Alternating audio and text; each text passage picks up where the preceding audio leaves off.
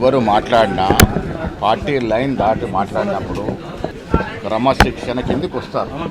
కొండా సురేఖ గారు ఏళ్ల తరబడి రాజకీయాల్లో ఉన్నారు. వారంటే మా అందరూ కూడా గౌరవం. పార్టీ లైన్ దాటి కొండా సుస్మిత గారు మాట్లాడినట్టు వ్యవహారం చాలా బాధాకరం. దాన్ని తీవ్రంగా ఖండిస్తూ ఉన్నాం. కొండా సుస్మిత గారు కొండా సురేఖ కూతురు. సురేఖ గారు బాధ్యతమైనటువంటి మంత్రి పదవులు ఉన్నారు కాబట్టి వారికి నిన్న వివరణ కోరడం జరిగింది. సురేఖ గారు వివరణ ఇచ్చిన తర్వాత తదుపరి ఏం చేయాలో ఆలోచిస్తాం. అదేవిధంగా చిన్నారెడ్డి గారు కూడా చాలా సీనియర్ నాయకులు, మా అందరికి కూడా గౌరవప్రదమైన నాయకులు. వారు ఎందుకు అలా మాట్లాడినారు, ఎందుకు మాట్లాడాల్సి వచ్చింది, వాటి మీద కూడా వివరణ అడగడం జరిగింది. ఎవరైనా పార్టీ లైన్ దాటినప్పుడు పార్టీ నియమావళి ప్రకారము ఏ రకమైనటువంటి చర్యలు తీసుకోవాలో డిసిప్లినరీ కమిటీ చర్చించి చర్యలు తీసుకుంటారు. పార్టీలో ఒక విధానం ఉంది. ప్రదేశ్ ఎలక్షన్ కమిటీ ఉంటుంది, తర్వాత సెంట్రల్ ఎలక్షన్ కమిటీ ఉంటుంది, ఆ తర్వాత సిడబ్ల్యూసి ఉంటుంది.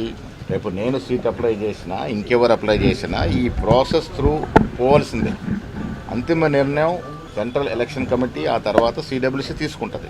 ఎవరికి వారు ఈ సీటు తమదే అని ప్రకటించుకోవడం సరైనది కాదు. 22A విషయంలో అనవసరమైన రాద్ధాంతం చేస్తూ ఉన్నారు. కింది లెవెల్లో జరిగినటువంటి తప్పిదాన్ని మా దృష్టికి రాగానే మేము ఆ రోజు జుక్కల్ వెళ్తున్నటువంటి సమయంలో పొంగులేటి గారు, నేను, ముఖ్యమంత్రి గారు చాపర్లో వెళ్తున్న సమయంలో ఇది చర్చకు వచ్చింది. సీఎం గారు అక్కడే పొంగులేటి గారు చెప్పడం జరిగింది. మొత్తం సమీలంగా దీన్ని పరిశీలించి ఎక్కడ లోపం జరిగింది దీన్ని తెలుసుకొని తగు చర్యలు తీసుకోవాల్సిందిగా సీఎం గారు చెప్పడం జరిగింది. ఇది ప్రజాప్రభుత్వం. గతంలో మాదిరిగా విచ్చలవిడిగా భూదందా కానీ బీదవాళ్ళ భూములు అన్యాక్రాంతం కానీ అవ్వటానికి అవకాశం లేదు. చిన్న తప్పిదం జరిగింది, సాక్షాత్ రెవెన్యూ మంత్రి గారే ఇది లోపం జరిగింది ఒప్పుకోవడం, ఇవన్నీ చూసాం. దాన్ని సరి చేశారు కూడా.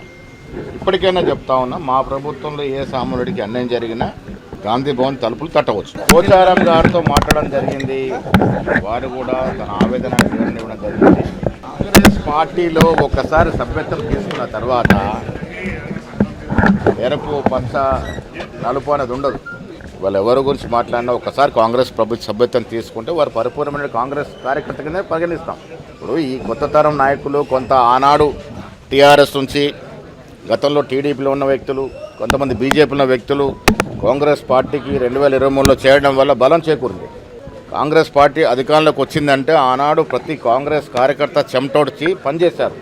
వాళ్ళు ఒక 60-70% అది రావడానికి దోహదపడితే ఒక 20-30% కొత్త వాళ్ళతో కూడా లాభం చేకూర్చింది. సో అందుకే పాత కొత్త కలయిక, పాత వరకు ఎక్కువ ప్రాధాన్యత ఉంటుంది. వారితో పాటు కొంత కొత్త వాళ్ళను కలుపుకొని పోతాం. ఇది పార్టీ విధానం. మీ అందరి సహకారం, మీ అందరి ఆశీర్వాదం ఉండాలి. నిండు మనసుతో ఏ విధంగా అయితే పరికాలలో మన ప్రకాశాన్ని గెలిపించినో రాబోయే 2029లో రెట్టించిన మెజారిటీతోని ఈ ప్రాంతంలో గెలిపించండి.